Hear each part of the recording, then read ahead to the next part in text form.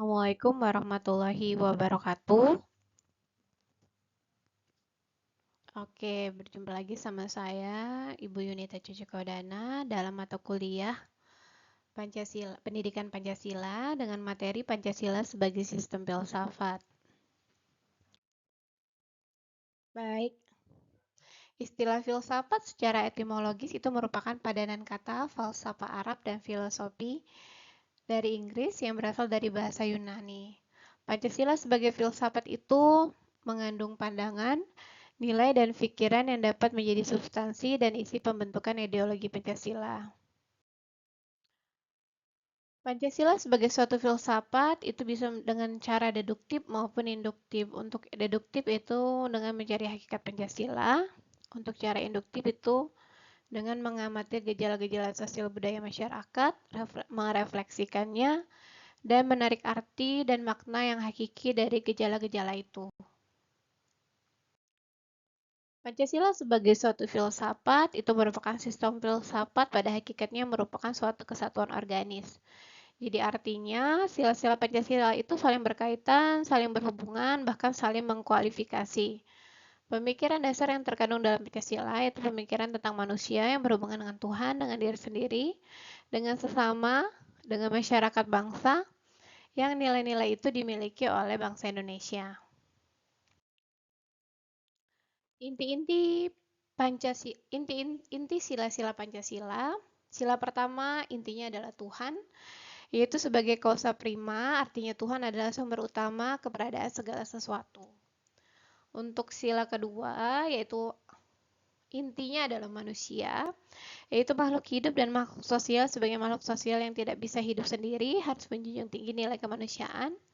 Yang ketiga, satu, yaitu kesatuan memiliki keberadaan sendiri, menunjukkan kesatuan bangsa yang utuh meskipun terdiri dari beragam suku, budaya, dan agama. Yang keempat, rakyat, unsur mutlak dari negara di mana rakyat harus terlibat aktif dalam kehidupan politik melalui musyawarah, kerjasama, dan gotong royong. Yang kelima adalah, intinya adalah adil. Keadilan berarti memberikan hak kepada yang berhak dan memperlakukan setiap orang secara setara sesuai prinsip moral dan hukum. Kita lanjut ya ke slide. Landasan filsafat Pancasila itu ada ontologis, ada epistemologis, dan aksiologis. Pancasila secara ontologis adalah Pancasila berakar dari hakikat manusia sebagai makhluk hidup, monofluralis, individu dan sosial, jasmani dan rohani, makhluk Tuhan. Sila-silanya saling menyatu dan menjiwai. Secara epistemologis adalah Pancasila sebagai suatu sistem pengetahuan yang bersumber dari nilai budaya bangsa, berpola hierarkis, piramidal, dan mengakui kebenaran berdasarkan wahyu, akal, dan konsensus. Untuk aksiolis adalah Pancasila sebagai sistem nilai yang mencakup etika kehidupan, ketuhanan, kemanusiaan, persatuan, dan kerakyatan. Dan keadilan bersifat dinamis dan aplikatif. Landasan ontologis Pancasila itu berkaitan dengan hakikat atau keberadaan dari sila-sila yang terkandung di dalamnya. Ontologi membahas apa yang sesungguhnya ada atau realitas terdalam dari suatu nilai. Jadi secara ontologis Pancasila berakar pada pengakuan terhadap keberadaan Tuhan, manusia, dan masyarakat sebagai realitas yang memiliki nilai luhur. Landasan epistemologis Pancasila berkaitan dengan bagaimana Malaysia memperoleh pengetahuan tentang nilai-nilai yang terkandung dalam Pancasila. Epistemologi membahas asal-usul, metode, dan dasar pengetahuan. Dalam hal ini, nilai Pancasila itu diketahui dan dipahami melalui pengalaman hidup, akal budi, budaya bangsa, serta ajaran agama. Sedangkan secara aksiologis, nilai aksiologis dalam Pancasila itu berkaitan dengan makna, tujuan, dan penerapan faktis dari nilai-nilai Pancasila dalam kehidupan bermasyarakat, berbangsa, dan bernegara. Aksiologis itu membahas tentang nilai dan etika, yakni bagaimana sesuatu nilai baik atau buruk. Dalam Pancasila, nilai-nilai seperti keadilan, kemanusiaan, persatuan, dan demokrasi, dan ketuhanan Bukan hanya dipahami, tetapi juga harus diwujudkan dalam tindakan nyata. Ada tingkatan nilai dalam filsafat Pancasila, yaitu ada nilai dasar, ada instrumental, dan nilai praksis. Kalau untuk nilai dasar itu sendiri, adalah azas-azas yang kita terima sebagai dalil yang bersifat mutlak, sebagai sesuatu yang benar atau tidak perlu dipertanyakan lagi. Jadi keywordnya itu tidak perlu dipertanyakan lagi. Contohnya seperti nilai ketuhanan, kemanusiaan, persatuan, kerakyatan, dan keadilan.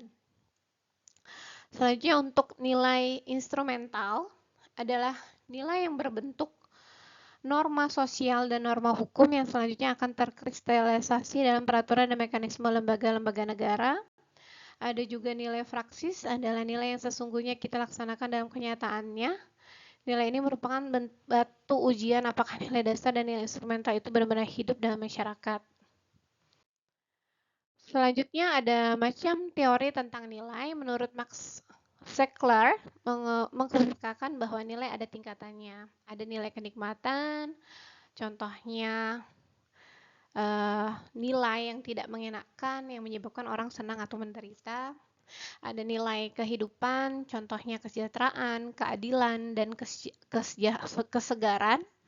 Ada nilai kejiwaan, yaitu contohnya keindahan, kebenaran, pengetahuan murni yang terdapat dalam filsafat, dan ada nilai kerohanian, contohnya nilai semacam ini terutama terdiri dari nilai-nilai pribadi. Urgensi Pancasila sebagai sistem filsafat, yang pertama, apa sih urgensinya? Itu identitas dan jati diri bangsa. Jadi Pancasila itu menjadi pembeda antara bangsa Indonesia dan bangsa lain serta cerminan kepribadian nasional. Yang kedua itu sebagai dasar negara dan penanggal hidup. Jadi Pancasila itu menjadi pondasi dalam menyusun hukum, kebijakan, serta arah pembangunan nasional. Yang ketiga itu sebagai penuntun etika dalam kehidupan berbangsa. Jadi Pancasila menjadi pedoman moral untuk menjaga persatuan dan keberagaman. Dan yang terakhir itu sebagai alat perekat sosial. Dan situasi globalisasi dan tantangan ideologi asing, Pancasila memperkuat integrasi nasional. Kita lanjut.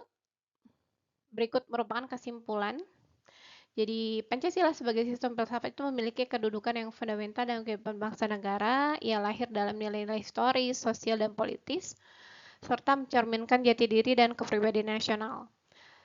Sebagai dasar negara, pandangan hidup dan ideologi terbuka. Pancasila tidak hanya menjadi pedoman dalam penyelenggaraan pemerintah dan hukum, tetapi juga menjadi arah moral dan etika dalam kehidupan masyarakat. Jadi oleh karena itu, penghayatan dan pengamalan Pancasila harus terus diperkuat agar mampu menjawab tantangan zaman tanpa kehilangan akar budaya dan nilai-nilai leluhur bangsa. Selain itu, penting bagi setiap warga negara untuk memahami Pancasila secara mendalam, bukan hanya teks formal, tapi juga sebagai pedoman hidup dalam keseharian.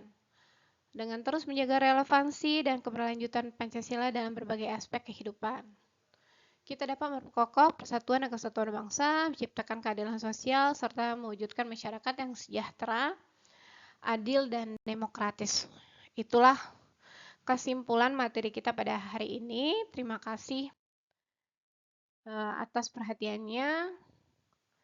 Mari kita hayati dan amalkan Pancasila untuk membangun Indonesia yang adil, sejahtera, dan berintegritas. Saya akhiri. Assalamualaikum warahmatullahi wabarakatuh.